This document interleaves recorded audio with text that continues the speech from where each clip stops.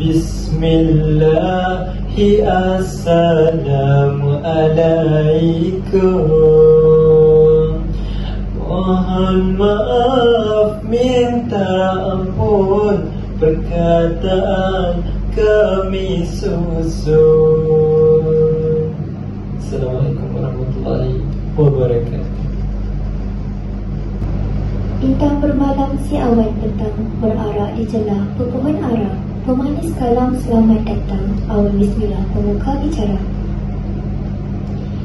Baiklah, hari ini kumpulan kami akan membentangkan analisis RPH yang telah dianalisiskan oleh kumpulan kami bagi subjek pengajaran kemahiran bahasa dalam bahasa Melayu iaitu PMMB 3223 di bawah bimbingan pensyarah iaitu Encik Mansur bin Encik Tom. Saya Nur Emiliana binti Sukireti. Saya Nur Afiqah Hanis binti Muhammad Asri. Dan saya Tuan Muhammad Adamoy bintul Hasdi. Dan kami merupakan daripada unit BN1. Baiklah, di sini merupakan maksud bagi RPH iaitu rancangan pengajaran harian. Ia merupakan satu pelan bertulis yang disediakan oleh guru sebelum proses pengajaran dan pembelajaran iaitu PDP yang dijalankan di dalam kelas. Tujuan RPH adalah untuk memastikan pengajaran dijalankan secara tersusun, berfokus dan berkesan agar objektif pembelajaran dapat dicapai dengan lebih sistematik. Baiklah, RPH bagi pilihan kami kali ini adalah Bahasa Melayu Tahap 2 iaitu Kemahiran Menulis yang bertema alam sekitar serta tajuknya ialah menulis karangan pendek berdasarkan gambar iaitu aktiviti ditanya. Berikut merupakan objektif utama di dalam RPH ini iaitu murid dapat menulis karangan pendek 5 hingga ke 7 ayat berdasarkan gambar dengan ayat yang dramatis dan tersusun. Seterusnya, murid juga dapat memberikan cadangan tindakan untuk menjaga kebersihan taman dalam karangan mereka. Berikut merupakan hasil analisis RPH kami. Dari segi kelemahan atau kekurangannya, aktiviti dalam RPH ini terlalu umum dan tidak cukup untuk membimbing pelajar yang lemah. Seterusnya, tiada penggunaan teknologi atau elemen digital dalam pelaksanaan tugasan. Kemudian, latihan hanya berbentuk penulisan tanpa aktiviti pramenulis seperti peta minda atau brainstorming. Dari segi kelebihan atau keistimewaannya pula, berdasarkan RPH tersebut, objektif pembelajaran sangat jelas dan spesifik. Seterusnya, aktiviti dalam RPH ini menggunakan gambar sebagai rangsangan visual bagi membantu pelajar berimajinasi. Masa untuk melaksanakan aktiviti ini mencukupi untuk kemahiran asas menulis. Penemuan baharu, pelajar lebih aktif jika diberi peluang dalam memilih gambar sendiri. Penggunaan gambar sebenar lebih berkesan berbanding penggunaan gambar kartun. Pelajar lebih faham jika ditunjukkan contoh karangan terlebih dahulu sebelum diberikan masa melaksanakan tugasan. Usaha-usaha yang boleh ditambah baik menggunakan teknik think, pair, share untuk membina idea sebelum mula menulis. Teknik think, pair, share ialah satu strategi pelajaran kolaboratif yang dapat meningkatkan keupayaan pelajar berfikir secara kritis dan menyumbang idea secara tersusun.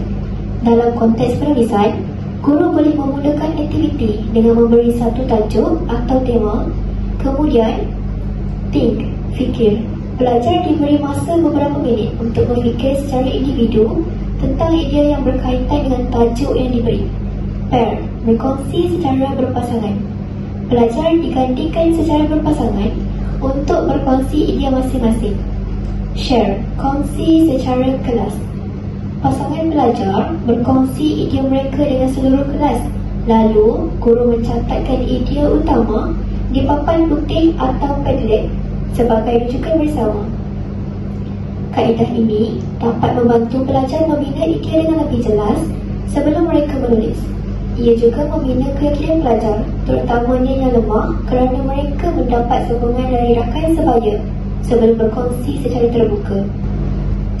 Baiklah, kita pergi pula kepada usaha yang seterusnya. Jadi dengan ini kita boleh melakukan aktiviti manipulatif dengan menggunakan kad perkataan jika pelajar tidak fokus.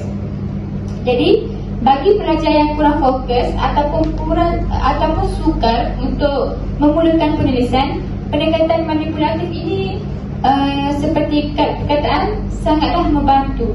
Jadi kita sebagai guru boleh menyediakan beberapa set kad perkataan yang mengandungi kata nama, kata kerja, kata adjektif dan kata sendi.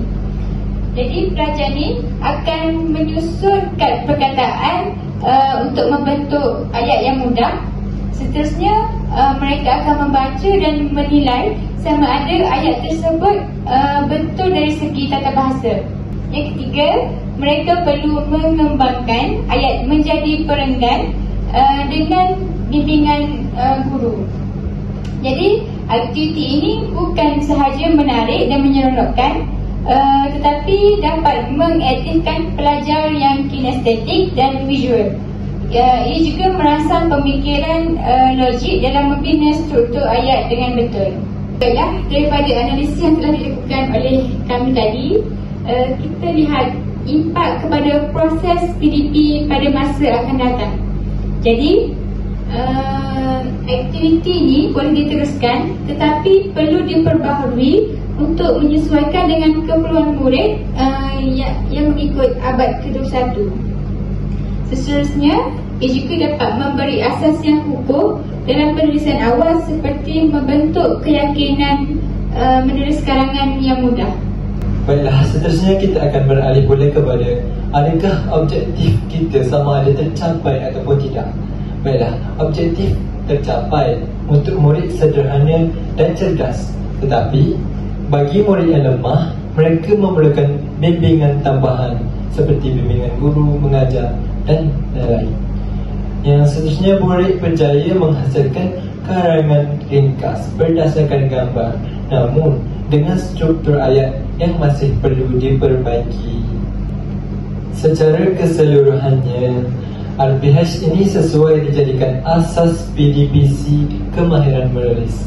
Yang kedua, namun guru perlu kreatif menyesuaikan pendekatan berdasarkan tahap keupayaan murid. Yang terakhir, dengan penambahbaikan seperti penggunaan teknologi dan teknik pengajaran interaktif, keberkesanan PDPC boleh dipertingkatkan. Baiklah, itu sahaja daripada kami. Sekian, terima kasih.